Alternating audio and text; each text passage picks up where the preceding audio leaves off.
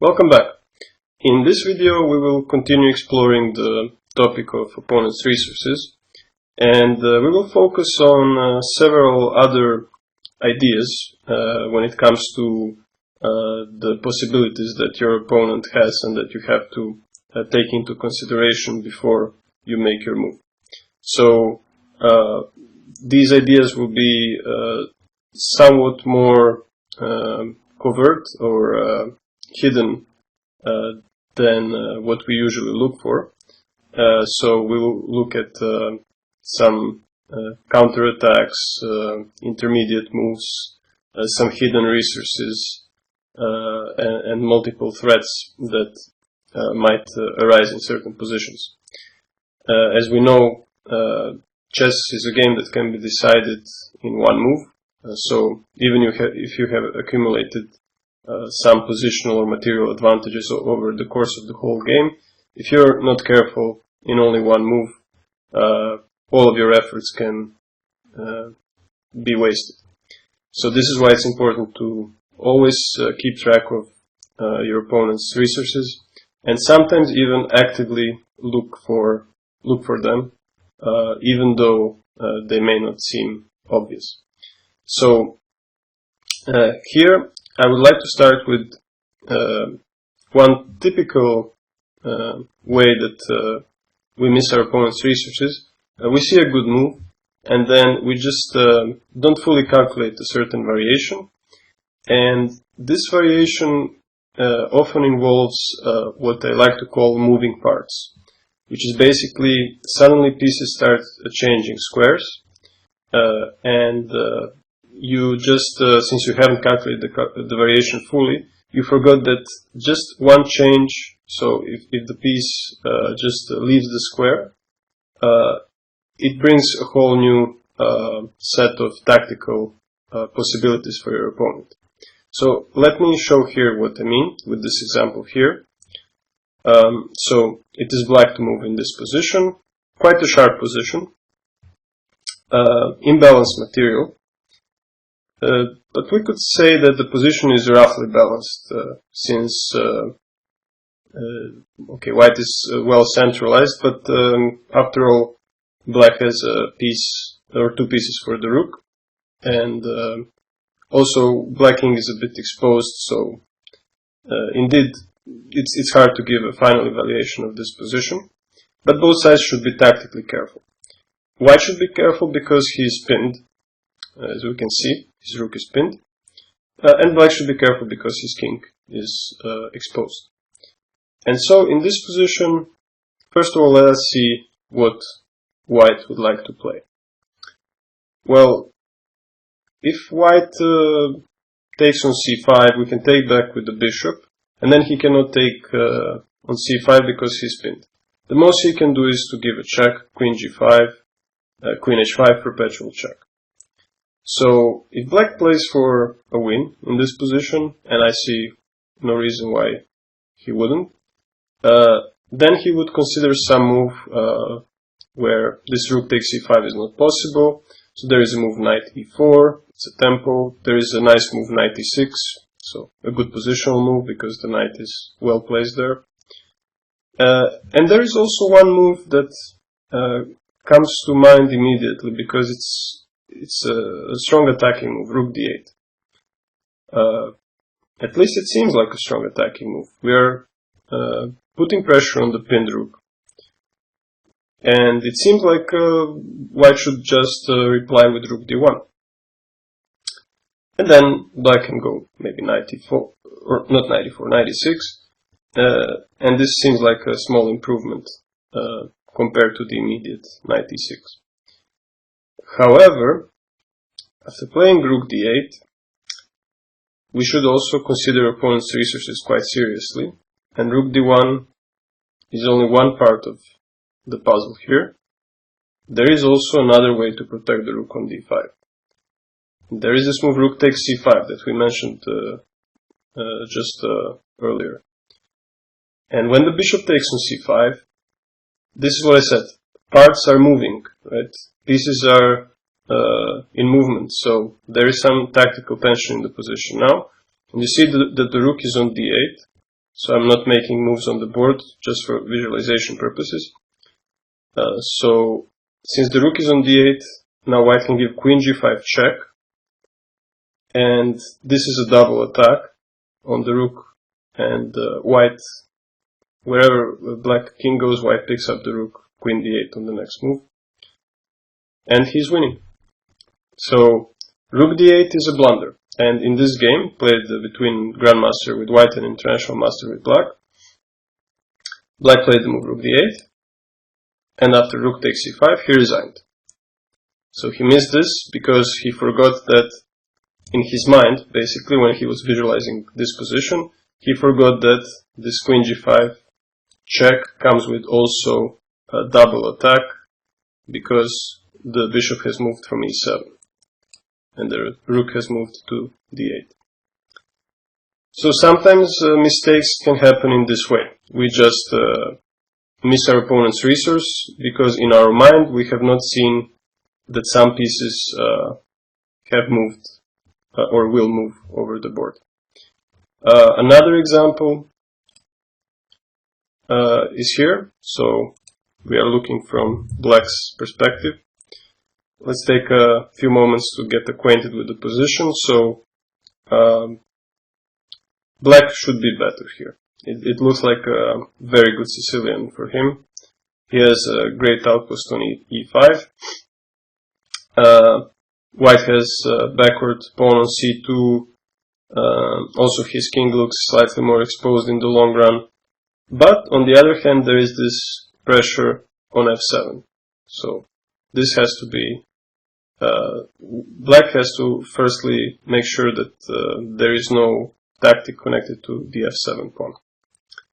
So let us use prophylactic thinking from black's perspective. What would white play if it was his move? The first move that comes to mind is rook takes f7, but after knight takes f7, queen takes f7, king h8, black is okay. His back rank is safe. But there is another idea for white here. Since f7 is the critical square, he has this move knight c4. It's a tempo attack on the queen, and also luring the knight away. So if the knight takes on c4, I can show this by making a pass move like this. Then queen takes f7, and this will lead to a back rank checkmate, right? So like this. So this is white's threat, basically. Of course, black doesn't have to take that knight on c4, but then white is attacking anyway. So this knight c4 is quite a strong move, and it should be stopped. And here, black can get two ideas. So, first idea is to expel the queen from d5 because it's such a strong square with the move rook c5. It's a tempo. The second one is to play an even more forcing move, rook takes c2. The idea being that if white now goes knight c4, black can attack with rook c1 and queen g1. So these two ideas are probably the most forcing ideas that he has in the position. But are they good? This can only be determined if we look at our opponent's reply. And let us take a look at the move rook takes c2 first. Now, what should we consider for white? Which replies? Definitely there is this reply rook takes f7 now because the back rank is weak, but there is also a move rook takes e5, which is even stronger. And after this move, there will be queen takes f7, queen f8, checkmate. So we can see like this. So white is basically just winning a piece. Another nice checkmate that we can see here is if he goes there. This is also a very typical tactical idea. And also we have a back rank checkmate. So rook takes c2 is a very careless move, and if you make it, you're losing the game on the spot. Shows why it's important to look at opponent's reply seriously. What about the move rook c5? In that case, there is no rook takes f7, but the problem with rook c5 is that, again, I'm leaving the 8th rank undefended, and there is still this move, rook takes e5. Again, it's winning the game, because I cannot really prevent back rank checkmate here. So, this is why here we have to first see this as black, and then we will consider some other moves. So since back rank is a problem in all these variations, we have to leave both rooks there. One idea is to play a move like h6 to solve this problem, but then there is again this knight c4 move. So instead of this, we have a nice way to evade all these threats by playing queen c5. It's not such a forcing move, but it is a good idea because in the first place we wanted to get rid of this queen on d5. It's quite powerful. It's putting pressure on f7, and if we trade the queen, we will keep most of the advantages of our position, while also defending against these tactical threats. So this is how you come to the decision about the best move in this position.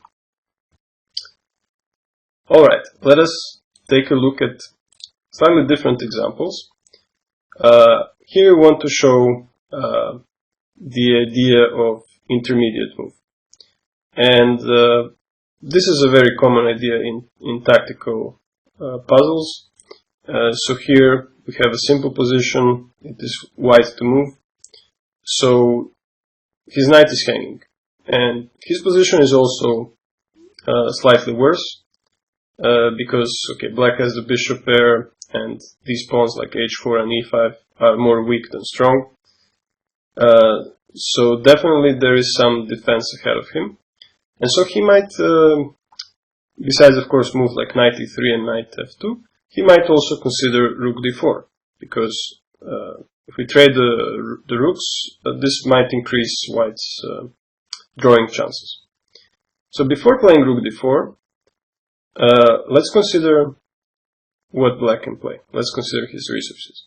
Of course, he can take on d4, and as I said, this leads to an endgame which might be more easily holdable than with the rooks on the board. So black should be happy with that. But what else should we consider for black here? There is a move that is kind of a forcing move. It's a move b4. And now, after rook takes on d8, there is intermediate move b takes c3. So, a very simple tactic, but also it was blundered by white in this game. So he blundered the move b4, and after this he was forced to resign. He maybe made a few more moves, but after that he resigned. So, this is one typical way in which games are lost. Blundering intermediate moves. So make sure to always, when you enter a tactical exchange, to check for these intermediate checks, intermediate attacks, things like that. One other example. Here it is white to move. So sorry, it is black to move. So the last move was taking on d7, and here black can of course take back, and we get balanced, at least material-wise, a balanced position, though probably black is for preference here, just in a positional sense. But black wanted something more from this position. So black here included the move d takes e3. Intermediate move. So the idea is that if white now takes the rook, we are taking here, and then it's a tempo. So if knight takes here, we can take here, queen, take. A nice combination actually, because this might lead to a really nice finish. So no surprise that, or rather to give a checkmate. So it's not surprising that Black was excited about this when she played this intermediate move. When she saw this variation, knight takes f8, takes on d2, and so on.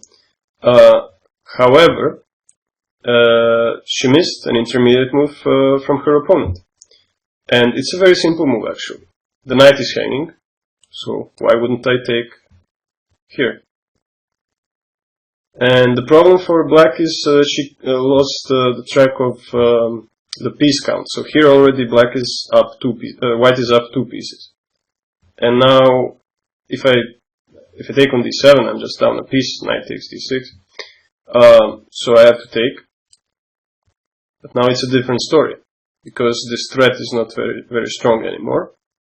And after this forced variation, Black will be down in exchange. He will take back this knight. So like this. Takes back the knight, but simply down in exchange. So the problem was that she got too excited about this, the prospect of forced variation after knight f8, that she forgot that there is a simple intermediate move like this. So be careful about intermediate moves in tactical positions. Another type of tricky resource for your opponent can be a counter attack. So in this position, it is white to move. Now this looks a bit tricky, because there is this fork, and if Black goes knight g6, he is winning material, but it is white to move. So we know that Black wants to probably go knight g6, but what is our next move with white? Well, the first thought is to sacrifice the bishop on g5 and play for checkmate. Now, when bishop takes on g5 and pawn takes, this looks okay at first for Black. But an interesting idea is to take with the rook. Then after knight g6, we bring the queen here, and we are threatening rook h5. And what should Black do here? It seems like he has no good move. For example, I'll just give one variation. Queen e3. The idea is to stop rook h5, but then there is a check. We have to include this check first. And then we're picking up the queen. And after this, we achieve a winning pawn endgame by force. So this is one variation that could appeal to white once he sacrifices a piece. So in this position, maybe there are some other variations where indeed it looks like rook h5 is winning. For instance, okay, rook e5 probably is also okay for Black. Maybe he can save the position. But there is a move that actually turns the game around for Black. So white maybe thought he might have a draw in his pocket, but actually Black can win in this position. And you can win with the counter-attack. Can you see the counter-attack here? It is the move Queen f6. In fact, another counter-attack that would deserve attention is Queen f2. Very similar idea, and actually an idea that we have seen in one of the previous videos with when Queen f2 stopped Queen a7. You might remember that one, because of the weak back rank. However, the problem, or at least it's not that strong for Black, is because white can hold a draw like this. He can give a perpetual check with the queen. This is why Queen f6 is a stronger move, and a move that should win the game for Black, because cannot take the queen, and if we move, and we cannot take on g6 anymore. If we move the rook, then queen can go to g7, and he protects the king. Very good chances to win this. So this is one example of a counter-attack, but I'm sure when you solve the puzzles in the quiz that you will see many more such examples. You just have to look for them. You have to look for opponents' counter-attacking resources. Now, we have another type of position. So another type of motive when it comes to opponents' resources. And these are hidden resources, basically. We talked about these in previous videos. These are resources that are not easy to see in advance. So in such cases, you really have to put all your energy into looking for opponents' possibilities. And here we have an example from a Grandmaster game, which was black to move. And the question is, can black take the knight on f4? So it's like a free piece, but can we take the knight? Of course, nothing comes for free in such positions because white is attacking with bishop takes f7, but this variation has to be carefully calculated. Also, before we consider queen takes f4, we should consider other possibilities for black, such as queen b1 check, and also maybe some defensive moves like rook f8. Obviously, queen takes e2 is not such a great candidate because of the check, and now there are even some mating ideas if we move the king to f8, but otherwise white is just winning the pawn here. So this is not that great for black. Queen b1 is another move to consider, but there is queen f1, and then again there is some problem with f7 pawn.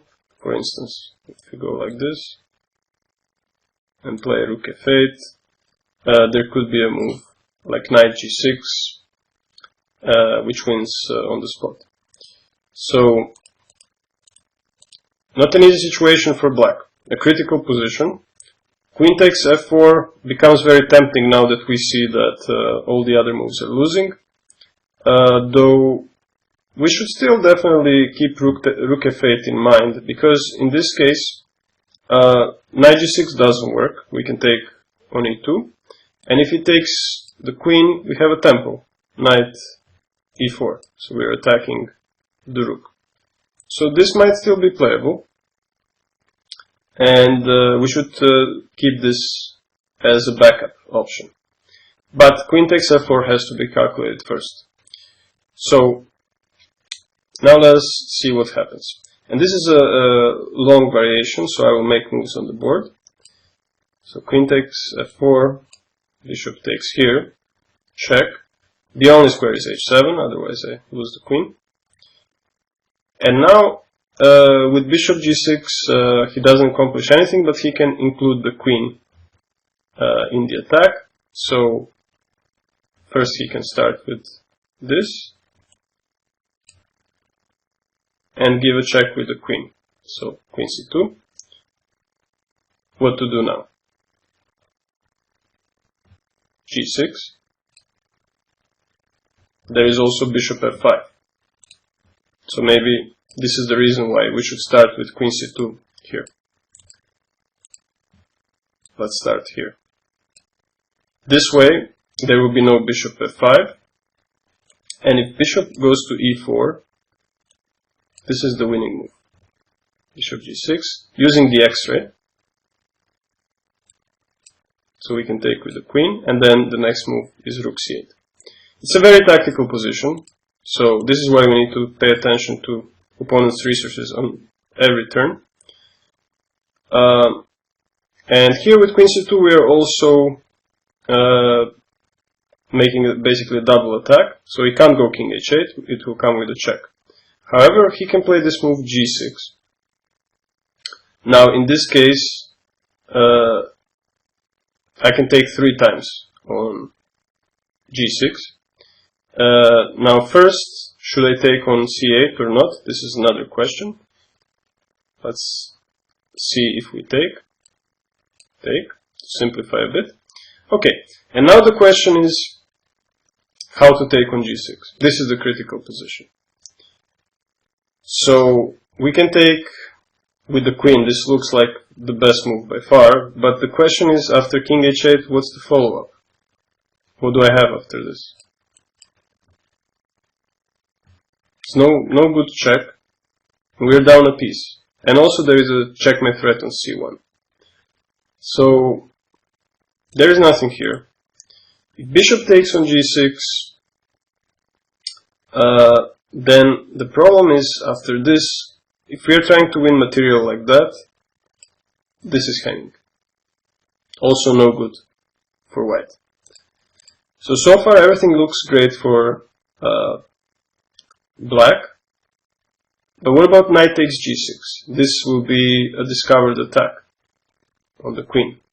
At the same time, it's also a double attack. So a move like queen f5 can be safely met with the exchange, and then white is winning back the piece, and he's up 2 pawns. So this is so far good for him. So this is the critical move so far, knight takes g6. But there is an important resource that we have seen in one of the previous variations for black, and this resource is the move bishop f5. And suddenly black is the one that's winning. Because it's threatening to, once the queen moves, it's threatening to win the knight, and otherwise we are taking here, the difference being that now he cannot take the bishop on e7. So, strangely, all of these captures on g6 don't work for white. And also, like we saw in one of the previous variations, we take the bishop, then there is queen takes e5, also black is winning. So you might just give up, or at least if you are black actually, you might think that this is great. If none of this works for white, it means that taking the knight on f4 in the starting position actually works. So you take, let's look one more time. Bishop takes f7. There is another move. This is a very interesting position. There is a move knight g6. What about that? Maybe this is a candidate move that should be considered. So it's attacking the queen and the bishop. And what do we do now? Looks like a very strong threat. However, we can make a counter attack. So we can play move queen g5. And then when he takes here, we move the king possibly to f8, though maybe king h8 is also possible. And the point is now that he can't take this rook because of the checkmate threat. He has to defend against the threat, and then this is actually the reason why I played king f8, is that we can play rook e8 and pin and threaten to win the knight. And in case of a move like rook g3, to stop the checkmate with the tempo, there is queen c1, and then we are winning material for sure. We're winning the bishop here. So everything looks great for black so far, because knight g6 doesn't work either. If bishop takes f7, we saw that this forced variation, g6, also doesn't seem to work for white. However, there is a hidden resource for white in this position. So you might take some time to pause the video if you haven't found it yet. There is a really nice idea for white, and he wins the game.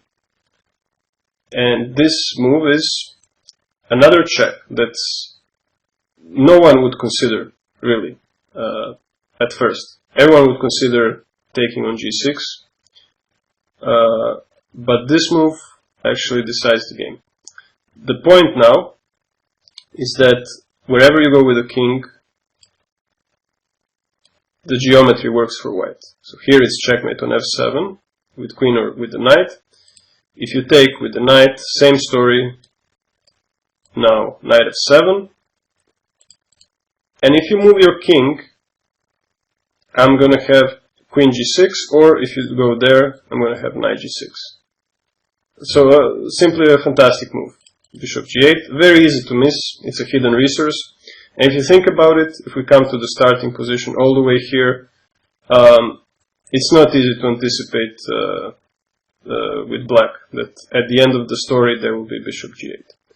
So for this you have to have a very strong visualization skill, something that we will talk in the next few videos, because there's a lot of moving parts here. Like I said, pieces are moving and you have to keep track of them in your mind.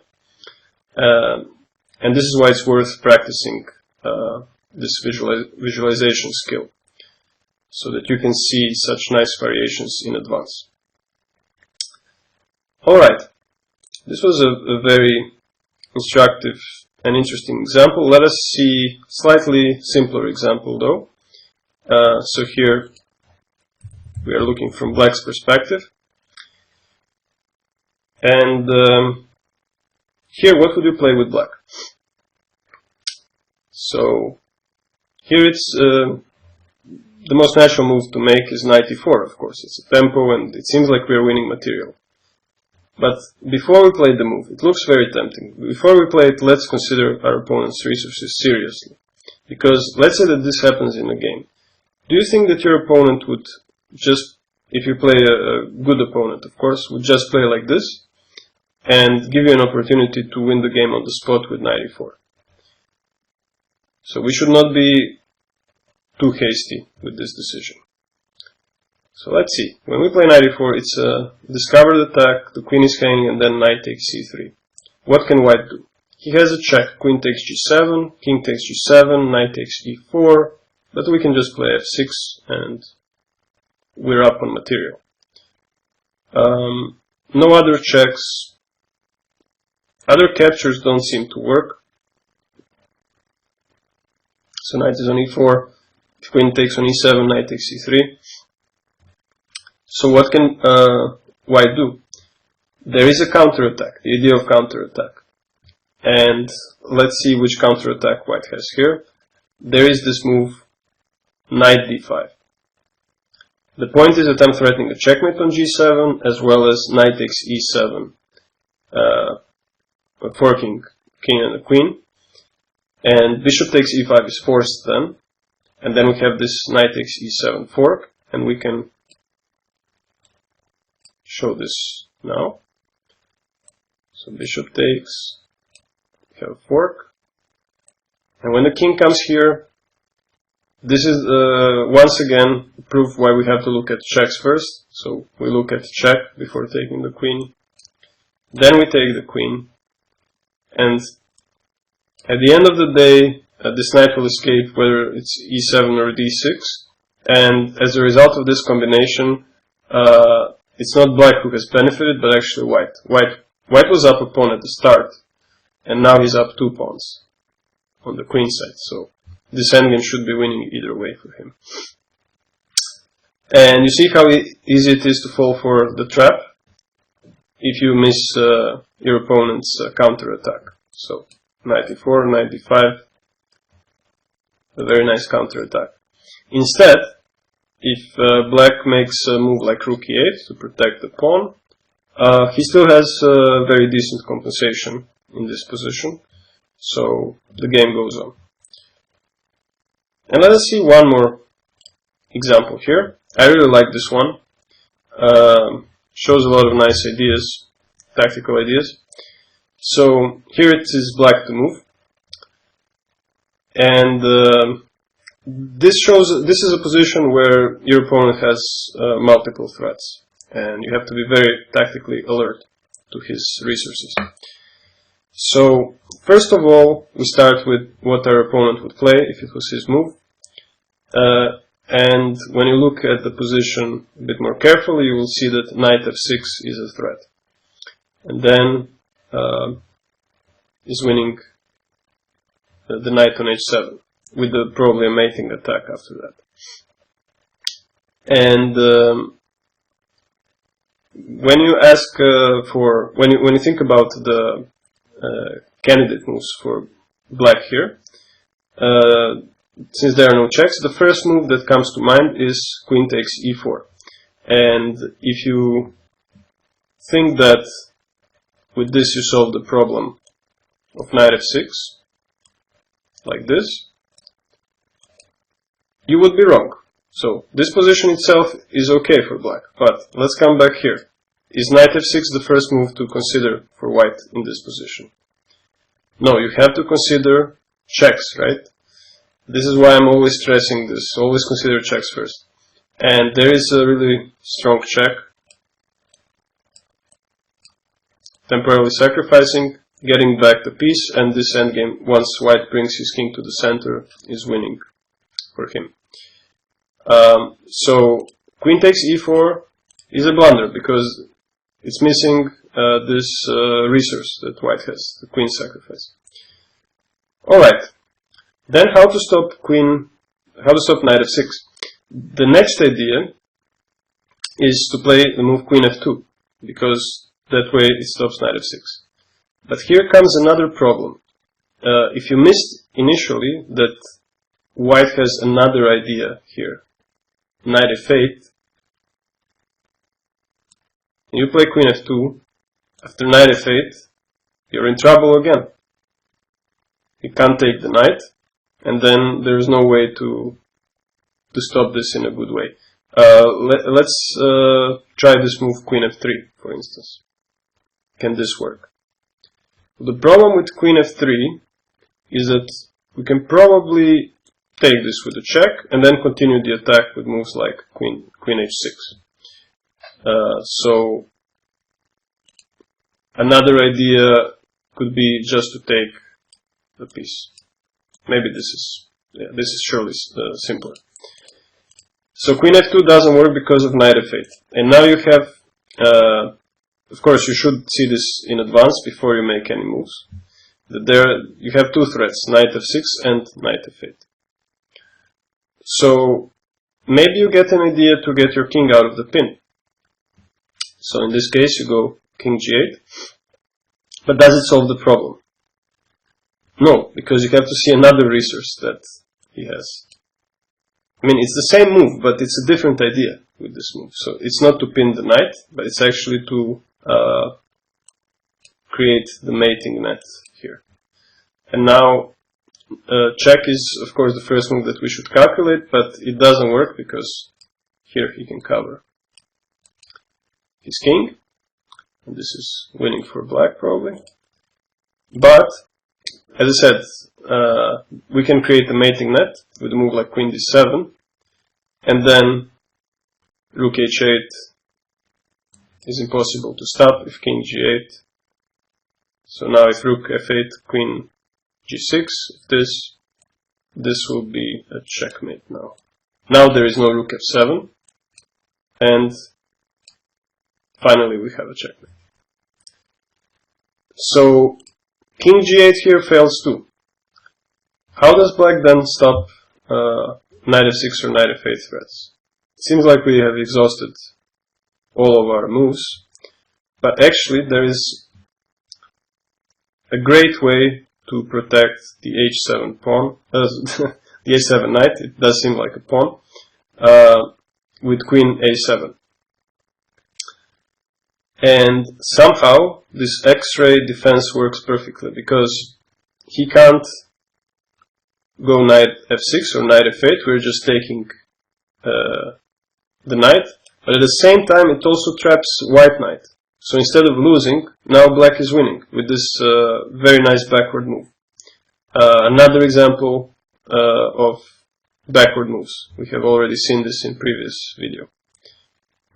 And this is now a winning position for black. For instance, this one check, we go there, everything is defended, the 7th rank is defended,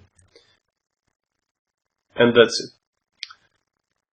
So hopefully this chapter has helped you at least raise your awareness about the importance of looking at opponent's resources.